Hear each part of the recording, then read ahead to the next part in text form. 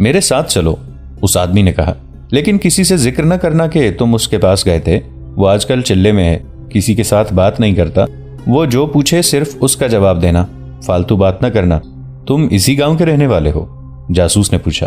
تم نے بتایا تھا کہ تم رملہ کے محض سے آئے ہوئے سپاہی ہو، اسی لیے تو میں قرآن پر ہاتھ رکھ کر کہہ سکتا ہوں کہ یہ بزرگ خدا کے مصاحبوں میں سے ہے۔ سپاہی نے کہا، میں نے میدان جنگ کا قہر دیکھا ہے اور میں نے سفر کا قہر بھی دیکھا ہے، لیکن اس بزرگ نے ریگزار کو گلزار بنا دیا تھا۔ میں اب فوج میں واپس نہیں جا رہا۔ گاؤں دور نہیں تھا، وہ باتیں کرتے پہنچ گئے۔ رات گہری ہو چکی تھی۔ سپاہی نے جاسوس کو اندھیرے میں کھڑا رہنے کو کہا اور اس مکان میں چلا گیا جہاں سیاہ ریش سفید پوش بزرگ رہتا تھا۔ تھوڑی دیر بعد واپس آیا۔ سپاہی نے کہا کہ وہ پیچھے والے دروازے سے اندر چلا جائے۔ وہ خود اس کے آگے آگے چل پڑا اور دونوں دروازے میں داخل ہو گئے، صحن سے گزرے اور ایک کمرے میں داخل ہو گئے۔ صحن میں روشنی تھی۔ دونوں لڑکیاں جنہیں سیاہ ریش نے اپنی بیٹیاں بتایا تھا ایک اور کمرے میں تھیں۔ انہیں جب صحن میں قدموں کی آواز سنائی تھی تو دونوں نے دریچے کا کواڑ ذرا سا کھول کر دیکھا۔ ایک لڑکی اتنی چونکی کہ اس کے منہ سے آہ نکل گئی۔ کیا ہوا؟ دوسری لڑکی نے پوچھا۔ کون ہے یہ؟ شاید مجھے دھوکا ہوا ہو، اس نے جواب دیا۔ میں نے اس شخص کو کہیں پہلے بھی دیکھا ہے، اور وہ گہری سوچ میں کھو گئی۔ جاسوس نے کمرے میں جا کر سیاہ ریش کے آگے سجدہ کیا، اس کے پاؤں پر ماتھا رگڑا۔ وہ فرش پر دری بچھا کر بیٹھا ہوا تھا۔ جاسوس نے گڑ گڑا کر التجا کی کہ اسے گناہوں کی بخشش دلائی جائے۔ اس نے وہی باتیں کی جو وہ سپاہی کے ساتھ کر چکا تھا۔ اس کی آنکھوں میں آنسو آ گئے۔ سیاہ ریش نے اپنی تسبیح اس کے سر پر پھیری اور مسکرا کر اس کے سر پر ہاتھ رکھا۔ اس سے میری تسکین نہیں ہوگی، جاسوس نے آنسو بہاتے ہوئے کہا۔ اپنی زبان سے مجھے کوئی تسکین دیں، مجھے کوئی حکم دیں جو میں بجا لاؤں۔ مجھے حکم دیں کہ میرا جو ایک بچہ ہے اسے آپ کے قدموں میں ذبح کر دوں۔ مجھے حکم دیں کہ سلطان ایوبی کو قتل کر دو تو میں آپ کا یہ حکم بھی بجا لاؤں گا۔ کچھ بولیں، کچھ کہیں، پھر دیکھیں میں کیا کرتا ہوں۔ ایک اور آدمی اندر آ گیا اور وہ جاسوس کی باتیں غور سے سن رہا تھا، اسے بڑی گہری نظروں سے دیکھ رہا تھا۔ اس نے جاسوس سے کہا، تم اتنے بیزار اور بیتاب کیوں ہوئے جا رہے ہو؟ تم اب مرشد کے سائے میں آ گئے ہو۔ میرے گناہ اتنے گھناؤنے ہیں جو مجھے راتوں کو سونے بھی نہیں دیتے۔ جاسوس نے کہا، میں نے حماد کے قریب ایک گاؤں میں ایک مسلمان گھرانے کی لڑکی کو اغوا کرنے کے لیے لڑکی کے جوان بھائی کو قتل کر دیا تھا۔ اگر میں فوج میں نہ ہوتا تو مجھے جلات کے حوالے کر دیا جاتا، لیکن مجھے کسی نے پوچھا تک نہیں۔ سیاہ ریش نے آنکھیں بند کر لی، اس کے ہونٹ ہل رہے تھے۔ اس نے دونوں ہاتھ اوپر اٹھائے، پھر جاسوس کی طرف اشارہ کیا۔ ذرا دیر بعد وہ مسکرایا اور اس نے آنکھیں کھول دیں۔ جاسوس سے کہا، بہت مشکل سے تمہارے ساتھ بات کرنے کی اجازت لی ہے، غور سے سنو، ہم تمہارے گناہ بخشوا دیں گے۔ تم کل پھر یہاں آؤ، کسی کے ساتھ ذکر نہ کرنا، ورنہ تمہارے خاندان کا انجام بہت خوفناک ہوگا۔ یہ آدمی تمہیں گاؤں سے باہر ملے گا اور میرے پاس لے آئے گا۔ تمہارے ماتھے پر لکھا ہے کہ تمہارے گناہ بخشے جائیں گے، بلکہ تمہیں اور تمہارے خاندان کو اتنا رزق حلال ملے گا کہ جو تم نے کبھی خواب میں بھی نہیں دیکھا۔ اب چلے جاؤ، کل آنا۔ سیاہ ریش پھر مراقبے میں چلا گیا۔ سپاہی نے اور دوسرے آدمی نے جاسوس کو اٹھایا اور صحن میں لے جا کر اسے سیاہ ریش کی ایسی معجزہ نما باتیں سنائیں جنہوں نے جاسوس کو مسحور کر دیا۔ دونوں لڑکیاں دریچے کی کواڑ کی اوٹ سے اسے دیکھ رہی تھیں۔ جو لڑکی اسے پہلی بار دیکھ کر چونکی تھی، اس نے دوسری لڑکی سے کہا، اسے میں نے پہلے بھی کہیں دیکھا ہے، یہ دھوکہ نہیں، وہی ہے میرا خیال ہے۔ یہ وہی معاملہ معلوم ہوتا ہے جو ہم پہلے بھی پکڑ چکے ہیں۔ یہ جاسوس اپنے محکمے کے حاکم اعلیٰ علی بن سفیان کو بتا رہا تھا۔ وہی مراقبہ، چلہ، جنات اور لوگوں کے جذبات کو قبضے میں لے کر ان پر اپنا جادو چلانا۔ اپنی فوج کا جو سپاہی مجھے اس کے پاس لے گیا تھا، وہ صرف فوج کے خلاف باتیں کرتا تھا۔ وہ اس قسم کی باتیں مسجد میں نمازیوں کے ساتھ کر رہا تھا۔ اس نے میرے ساتھ جو باتیں کی ان سے پتہ چلتا تھا کہ اس کے اور بھی کئی ساتھی ہیں اور وہ مسجدوں میں جا کر نمازیوں کو فوج کے خلاف اکساتے ہیں، محض کی جھوٹی باتیں بتاتے ہیں اور زور اس بات پر دیتے ہیں کہ فوج میں بھرتی ہونا گناہ ہے۔ انہیں ایسی باتیں مسجدوں میں ہی کرنی چاہیے۔ علی بن سفیان نے کہا، مسجد میں کہی ہوئی بات کو لوگ وحی کا درجہ دیتے ہیں۔ لوگ جذبات کے غلام ہیں، اسی کو مرشد مان لیتے ہیں جو ان کے جذبات کو پہلے بھڑکائے پھر الفاظ میں ان کی تسکین کر دے۔ تم کل پھر وہاں جاؤ، مجھے وہ گاؤں اور مکان سمجھا دو، ادھر ادھر دیکھ کر زیادہ سے زیادہ معلومات لانے کی کوشش کرنا۔ تمہاری لائی ہوئی اطلاع کے بعد ہم وہاں چھاپا مار دیں گے۔ مجھے ڈر ہے کہ چھاپے سے وہاں کے لوگ مشتعل ہو جائیں گے، جاسوس نے کہا۔ سپاہی نے بتایا تھا کہ گاؤں کا بچہ بچہ اس کا مرید ہو چکا ہے اور دور دور سے لوگ اس کی زیارت کے لیے آتے ہیں۔ ہمیں لوگوں کے ساتھ نہیں چلنا، علی بن سفیان نے کہا۔ لوگوں کے جذبات کا خیال صرف وہ حکمران رکھا کرتے ہیں جو ان پر حکومت کرنا چاہتے ہیں۔ ایسے حکمران لوگوں کے جذبات سے کھیلا کرتے ہیں تاکہ رعایا خوش رہے اور ان کے آگے سجدے کرے۔ ہمیں سلطنت اسلامیہ اور انہی لوگوں کے وقار کا تحفظ کرنا ہے۔ ہم ان لوگوں کو حقیقت دکھائیں گے۔ ہم انہیں سلطان صلاح الدین ایوبی کا غلام اور مرید نہیں بنانا چاہتے۔ ہم انہیں بتانا چاہتے ہیں کہ اسلام کے پاسبان تم بھی اتنے ہی ہو جتنا تمہارا سلطان ہے۔ ہم انہیں اسلام کا دشمن دکھائیں گے۔ ہم قوم پر جذبات پرستی کا نشہ طاری کر کے اسے سلانا نہیں چاہتے۔ قوم کو حقائق کے جھٹکے دے کر جگانا ہے۔ تم جا کر وہ بھی دیکھو جو تمہیں ابھی تک نظر نہیں آیا۔ جاسوس کے وہاں جانے کا وقت رات کا تھا۔ علی بن سفیان نے بھیس بدلا اور اس گاؤں میں چلا گیا۔ اس نے مکان بھی دیکھ لیا اور اس نے لوگوں کی عقیدت مندی کی بےتابیاں بھی دیکھ لیں، لوگوں کی باتیں بھی سنی۔ فوج کے خلاف طوفان اٹھایا جا رہا تھا۔ علی بن سفیان نے مکان کے پچھواڑے کو دور سے دیکھا۔ وہاں چھوٹا سا ایک دروازہ تھا جو بند تھا۔ وہاں درخت تھے اور دائیں بائیں 2 مکانوں کے پچھواڑے تھے۔ اس طرف کوئی انسان نہیں تھا۔ ہجوم مکان کے سامنے تھا۔ دروازہ کھلا اور ایک سفید ریش آدمی پرانے سے چوغے میں ملبوس ہو کر دروازے سے نکلا۔ علی بن سفیان اوٹ میں ہو گیا۔ اس نے کھلے ہوئے دروازے میں ایک خوبصورت اور جوان لڑکی کو دیکھا۔ لڑکی نے فوراً دروازہ بند کر دیا۔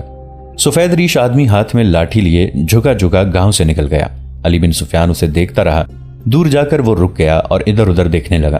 ایک طرف سے ایک گھڑ سوار آیا۔ سفید ریش آدمی گھوڑے پر سوار ہو گیا اور قاہرہ کی طرف چلا گیا۔ جو آدمی گھوڑا لایا تھا وہ گاؤں کی طرف چلا گیا۔ علی بن سفیان اپنے گھوڑے پر سوار ہوا اور سفید ریش سوار کے پیچھے گیا، مگر فاصلہ رکھا۔ سفید ریش نے کئی بار پیچھے دیکھا۔ علی بن سفیان اس کے پیچھے جاتا رہا۔ آگے جا کر سفید ریش نے قاہرہ کے راستے کی بجائے گھوڑا دوسرے راستے پر ڈال دیا۔ رفتار معمولی تھی۔ علی بن سفیان نے بھی گھوڑا اسی راستے پر ڈال دیا۔ قاہرہ شہر نظر آ رہا تھا، دور نہیں تھا۔ ادھر ادھر ایک ایک 2 جھونپڑے یا خیمے نصب تھے۔ کہیں خانہ بدوشوں نے ڈیرے ڈال رکھے تھے۔ سفید ریش سوار نے کئی راستے بدلے اور وہ پیچھے دیکھتا رہا۔ علی بن سفیان اس کے پیچھے رہا۔ سفید ریش کی بے چینی صاف ظاہر ہونے لگی تھی۔ آخر اس نے قاہرہ کا رخ کر لیا اور گھوڑے کی رفتار ذرا تیز کر لی۔ علی بن سفیان نے بھی باغوں کو جھٹکا دیا، ہلکی سی ایڑ لگائی اور گھوڑے کی چال بدل کر تیز ہو گئی۔ فاصلہ 15-20 قدم رہ گیا۔ اب وہ شہر میں تقریباً داخل ہو چکے تھے۔ سفید ریش سوار نے گھوڑا روک لیا اور علی بن سفیان کے راستے میں ہو گیا۔ علی بن سفیان نے بھی گھوڑا اس کے قریب جا کر روکا۔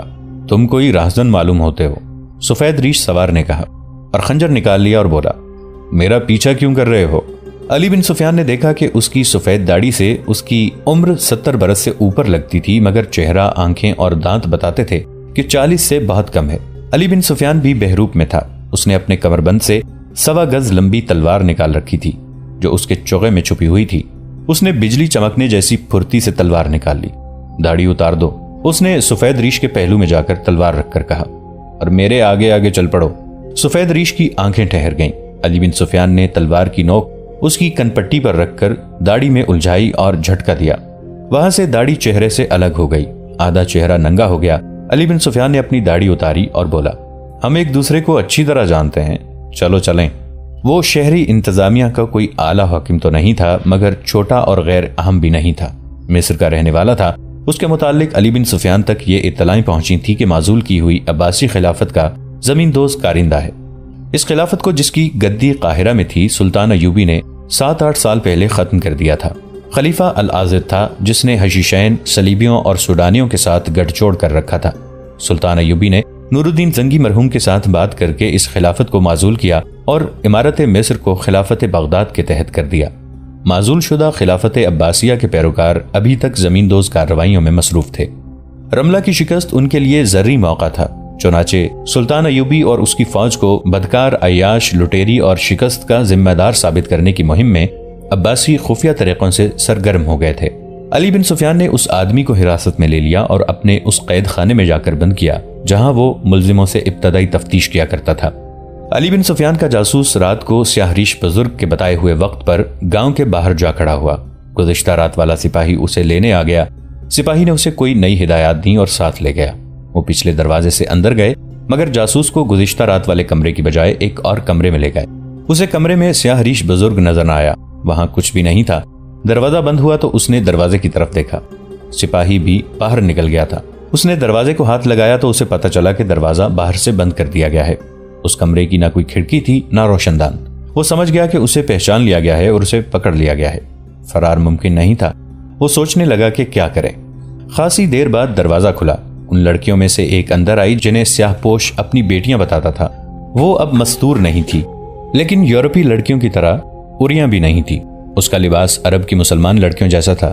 نقش و نگار عرب اور یورپ کے ملے جلے تھے۔ وہ اندر آئی تو باہر سے کسی نے دروازہ بند کر کے زنجیر چڑھا دی۔ کمرے میں قندیل جل رہی تھی۔ جاسوس نے لڑکی کو دیکھا تو اس کی آنکھیں جیسے حیرت سے ساکن ہو گئی ہوں۔ لڑکی مسکرا رہی تھی۔ پہچاننے کی کوشش کر رہے ہو؟ لڑکی نے کہا۔ اتنی جلدی بھول گئے؟ تم میرے شہر سے بچ کر نکل آئے تھے، مگر اپنے شہر میں آ کر میرے قیدی بن گئے۔ اب نہیں نکل سکو گے۔ جاسوس نے لمبی آہ بھری، جس میں سکون بھی تھا، اضطراب بھی۔ اسے 3 سال پہلے کے وہ دن یاد آ گئے جب اسے جاسوسی کے لیے اقرا بھیجا گیا تھا۔ اقرا صلیبیوں کے قبضے میں تھا۔ وہاں ان کا بڑا پادری رہتا تھا جسے صلیب اعظم کا محافظ کہتے تھے۔ صلیبی بادشاہ جو اپنی فوجیں عرب علاقوں پر قبضہ کرنے کی غرض سے لے آتے تھے، اقرا ضرور جاتے اور صلیب اعظم کے محافظ کو سلام کرتے تھے۔ اس لیے جنگی لحاظ سے یہ اہم جگہ تھی۔ علی بن سفیان نے وہاں اپنے جاسوس بھیج رکھے تھے۔ انہوں نے عیسائیوں کے بحروپ میں وہاں ایک خفیہ اڈا بھی قائم کر رکھا تھا۔ ان میں سے 3-4 پکڑے گئے اور 2 شہید ہو گئے تو وہاں کے زمین دوز کمانڈر نے مزید جاسوس مانگے تھے۔ ان میں اسے بھی بھیجا گیا تھا جو اب مصر میں ایک کمرے میں بند تھا۔ اس کا رنگ اچھا، قد اور زیادہ اچھا، اور چہرہ دلکش تھا۔ دماغی لحاظ سے وہ تیز اور ہوشیار تھا۔ وہ گھوڑے کی سواری کا اتنا ماہر تھا کہ فوجی نمائشوں اور میلوں میں حیران کر دینے والے کرتب دکھایا کرتا تھا۔ اداکاری میں بھی مہارت رکھتا تھا۔ اس نے سیاہ ریش کے سامنے اپنے آنسو نکال لیے تھے۔ وہ عیسائی نام سے اقرا میں داخل ہوا تھا اور اس نے وہاں کوئی اپنی دردناک کہانی سنائی تھی اور بتایا تھا کہ وہ حلب کی مسلمانوں کی فوج میں نئے سپاہیوں کو گھڑ سواری اور رسالے کی لڑائی کی ٹریننگ دیا کرتا تھا، لیکن مسلمانوں نے اس کی نوجوان بہن کو اغوا کر کے اسے فوج سے نکال دیا۔ اس کی اداکاری سے متاثر ہو کر اسے سواری کی ٹریننگ دینے کے لیے رکھ لیا گیا، لیکن اس کے شاگرد فوجی نہیں تھے بلکہ جوان لڑکیاں تھیں اور بڑے بڑے فوجی افسروں کے لڑکے۔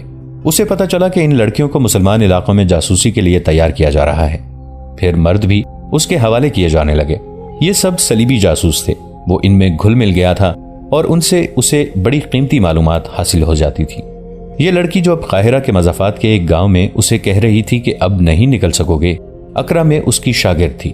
وہ جاسوسی کا تجربہ رکھتی تھی، گھڑ سواری نہیں جانتی تھی۔ علی بن سفیان کا یہ جاسوس اسے اچھا لگنے لگا تھا۔ پھر استادی شاگردی بڑے گہرے لگاؤ کی صورت اختیار کر گئی۔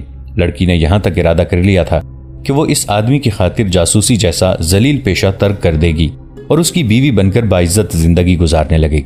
اس مسلمان جاسوس نے محبت کا جواب محبت سے دیا تھا، لیکن اپنے فرض کو نظر انداز نہیں کیا تھا۔ لڑکی نے اپنے کام میں دلچسپی لینی چھوڑ دی تھی اور اس آدمی کی ہو کے رہ گئی تھی۔ ایک روز اقرا میں 2 مسلمان جاسوس پکڑے گئے۔ ان میں سے ایک نے اپنے گروہ کے تمام آدمیوں کی نشاندہی کر دی جنہیں وہ جانتا تھا۔ ان میں یہ جاسوس بھی تھا۔ عجیب بات یہ ہوئی کہ اس لڑکی نے اس سے پوچھا، تم جاسوس تو نہیں ہو سکتے؟ تم مسلمان تو نہیں؟ مجھے پتا چلا ہے کہ یہاں کا جاسوسی کا محکمہ تمہارے متعلق تفتیش کر رہا ہے اور تم پر نظر رکھی جا رہی ہے۔ وہ ہنس پڑا اور الزام کی تردید کی، مگر بے چین ہو گیا۔ رات کو وہ اپنے زمین دوز کمانڈر سے ملا۔ کمانڈر نے اسے بتایا کہ گروہ کے بہت سے آدمیوں کی نشاندہی ہو گئی ہے اور بہتر ہے کہ یہاں سے نکل جائے۔ وہ کمانڈر کے گھر سے نکلا تو اسے پتا چلا کہ 2 آدمی اس کے پیچھے پیچھے آ رہے ہیں۔ یہ تعاقب تھا۔ وہ چلتا گیا اور استبل میں گیا۔ ایک گھوڑے پر زین کسی تو دونوں آدمی آ گئے۔ اس سے پوچھا کہ وہ کہاں جا رہا ہے۔ وہ پھرتیلا اور ہوشیار تھا۔ کود کر گھوڑے پر سوار ہوا اور ایڑ لگا دی۔ ایک آدمی اس کے گھوڑے تلے کچلا گیا۔ وہ اقرا سے نکل آیا۔ میں نے تمہیں پہچان لیا ہے، اس نے لڑکی سے کہا۔ وہ ایک دوسرے کو 3 سال بعد دیکھ رہے تھے۔ اس نے کہا، مجھے حیران نہیں ہونا چاہیے تھا، تم آخر جاسوس ہو۔ 3 سال پہلے میں نے تمہاری محبت کے دھوکے میں آ کر جاسوسی چھوڑ دینے کا عہد کیا تھا، لڑکی نے کہا۔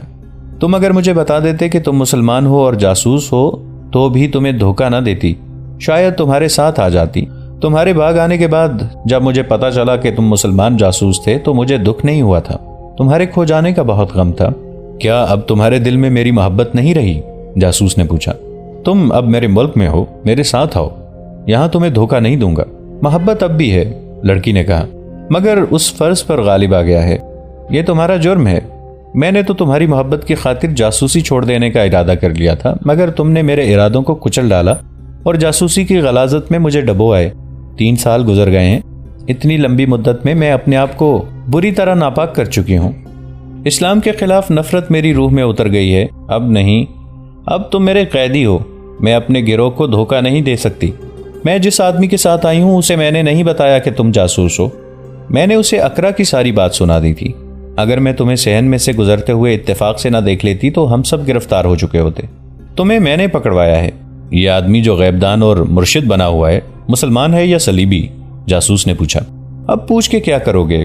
لڑکی نے پوچھا. جاسوسی ایک عادت بن گئی ہے، جاسوس نے کہا. مرنے سے پہلے جاننا چاہتا ہوں. اب یہ راز باہر تو نہیں لے جا سکوں گا. یہ مسلمان ہے، لڑکی نے کہا. مسلمانوں کی کمزوریوں سے واقف ہے، استادوں کا استاد ہے. کمرے کا دروازہ کھلا اور سیاہ ریش ایک آدمی کے ساتھ اندر آیا. لڑکی سے بولا، اگر تمہاری بات پوری ہو گئی ہو تو باہر نکل جاؤ.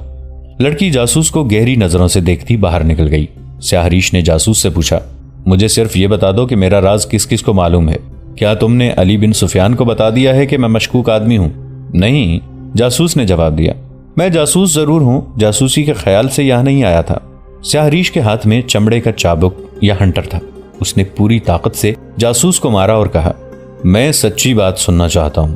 دروازہ زور سے کھلا. وہی لڑکی اندر آئی. اس نے سیاہ ریش کے دونوں بازو پکڑ کر التجا کی، اسے مارو مت، سب کچھ بتا دے گا. میں کچھ نہیں بتاؤں گا، جاسوس نے کہا. سیاہ ریش نے چابک گھمایا تو لڑکی دوڑ کر جاسوس کے آگے ہو گئی. چلا کر بولی، مارو نہیں، اس کے جسم کی چوٹ میرے دل کا زخم بن جائے گی. تم اسے بچانا چاہتی ہو؟ دوسرے آدمی نے گرج کر بولا. نہیں، لڑکی نے روتے ہوئے کہا. یہ کچھ نہ بتائے تو تلوار کے ایک ہی وار سے اس کا سر تن سے جدا کر دو، اذیت دے کر نہ مارو. لڑکی کو گھسیٹ کر باہر لے گئے. پھر جاسوس پر تشدد شروع ہوا. اسے رات بھر سونے نہ دیا گیا. اسے بہت کچھ بتایا جا رہا تھا مگر وہ بت بنا چوٹ پر چوٹ کھا رہا تھا. سحر کا وقت تھا. لڑکی پھر اس کے کمرے میں آ گئی. اس وقت جاسوس نیم غشی کی حالت میں تھا. وہ فرش پر پڑا تھا. اب اسے تلوار کی نوک جگہ جگہ چبھوئی جا رہی تھی. لڑکی اس کے اوپر لیٹ گئی اور چیخنے لگی، یہ میں برداشت نہیں کر سکتی. میں تمہیں بتا چکی ہوں کہ یہ میری پہلی اور آخری محبت ہے. اس کی اذیت میری اذیت ہے. یہ اپنا فرض ادا کر رہا ہے، میں اپنا فرض ادا کر رہی ہوں. ہمارے لیے یہی کافی ہے. اسے جان سے مار دو، اذیت نہ دو. جاسوس نے نیم بے ہوشی کی حالت میں اپنے اوپر پڑی لڑکی کو بازوؤں کے گھیرے میں لے لیا اور مری ہوئی آواز میں بولا، تم چلی جاؤ، کہیں ایسا نہ ہو کہ میں اپنے فرض سے ہٹ جاؤں. یہ اذیتیں میرے فرض کا حصہ ہیں. تم اپنے مذہب پر قربان ہو جاؤ، مجھے اپنے مذہب پر قربان ہو جانے دو. لڑکی پاگل ہوئی جا رہی تھی. اسے ایک بار پھر گھسیٹ کر باہر لے گئے. سیاہ ریش نے حکم کے لہجے میں کہا، اس بدبخت لڑکی کو کسی کمرے میں بند کر دو. دن آدھا گزر چکا تھا. علی بن سفیان اس جاسوس کے انتظار میں بیزار ہوا جا رہا تھا. ایک روز پہلے اس نے جس آدمی کو سفید داڑھی کے بہروپ میں پکڑا تھا اسے بھی گزشتہ رات قید خانے میں ایسی ہی اذیتیں دے کر اس سے کہلوا لیا گیا کہ یہ سیاہ ریش کون ہے اور اس کی اصلیت اور اس کا مشن کیا ہے. دن کے پچھلے پہر علی بن سفیان نے اس شک کی بنا پر کہ جاسوس پکڑا نہ گیا ہو فوج کا ایک چھاپا مار جیش تیار کیا. اس مکان کے متعلق پتہ چل ہی چکا تھا کہ تخریب کار جاسوسوں کا اڈا بن گیا ہے. چھاپا مار اس قدر تیزی سے آئے کہ گاؤں میں کسی کو سنبھلنے کا موقع نہ ملا. وہ گھوڑوں سے اتر کر بندروں کی طرح مکان کی دیواریں پھلانگتے گئے. دروازے توڑ دیے گئے. اندر جتنے آدمی تھے انہیں پکڑ لیا گیا. علی بن سفیان کے جاسوس کی اب یہ حالت تھی کہ بے ہوش پڑا تھا اور اس پر نزع کی کیفیت طاری تھی. ایک کمرے میں اسے چاہنے والی لڑکی فرش پر پڑی تھی. ایک خنجر اس کے دل میں اترا ہوا تھا. وہ اتنا ہی کہہ سکی، میں نے خودکشی کی ہے، اور وہ مر گئی. سیاہ ریش کو اس ہجوم کے سامنے کھڑا کیا گیا جو گاؤں کے اندر اور باہر جمع تھا اور اسے کہا گیا کہ وہ لوگوں کو بتائے کہ اس کی اصلیت کیا ہے اور وہ کس مقصد کے تحت فوج اور سلطان کو بدنام کر رہا تھا. اس نے بتا دیا. ایک لڑکی مر چکی تھی. دوسری کو لوگوں کے سامنے کیا گیا اور بتایا کہ یہ لڑکی مسلمان نہیں صلیبی ہے. یہ بھی سب کو بتایا گیا کہ ٹیلوں کے علاقے میں آگ کے قریب جو پانی اور کھجوریں پڑی تھیں وہ اس کے گروہ کے آدمیوں نے رکھی تھیں. یہ گروہ اس سے دور دور سفر کرتا تھا. علی بن سفیان نے اپنے تہہ خانے میں اس آدمی اور اس کے گروہ سے جو باتیں اگلوائیں ان سے پتہ چلا کہ اس نے محاذ سے بھاگے ہوئے نئے فوجیوں کو اپنے اثر میں لے لیا تھا. اس کے ساتھ اپنے آدمی بھی تھے. یہ تمام لوگ مسجدوں میں اور ان جگہوں پر جہاں لوگ اکٹھے ہوتے تھے مصر کی فوج کے خلاف باتیں کرتے تھے. مقصد یہ تھا کہ قوم اور فوج کے درمیان شکوک اور نفرت کی دیوار کھڑی کی جائے. اس سے صلیبی بہت فائدہ اٹھا سکتے تھے. اس مہم میں مصر کی انتظامیہ کے چند ایک حاکم بھی شامل تھے اور معزول شدہ عباسی خلافت کے خفیہ پیروکار بھی. مختصر یہ کہ دشمن تو اس مہم میں شریک تھا ہی، خود وہ مسلمان بھی اس میں شامل ہو گئے تھے جن کا کوئی نہ کوئی مفاد وابستہ تھا. جب کبھی فوج اور قوم میں نفرت پیدا ہو گئی تو سمجھ لو سلطنت اسلامیہ کا زوال شروع ہو گیا. دوستو آج کے لیے اتنا ہی. اسی کہانی کی اگلی قسط کے ساتھ بہت جلد حاضر ہوں گے. نیچے کامنٹ سیکشن میں اپنی رائے کا اظہار ضرور کیجیے گا۔ ہمارے اس چینل کو سبسکرائب کر کے نیچے موجود بیل آئیکن کو بھی ضرور کلک کیجیے گا۔ اگلی ملاقات تک کے لیے ہمارا اور آپ کا اللہ نگہبان۔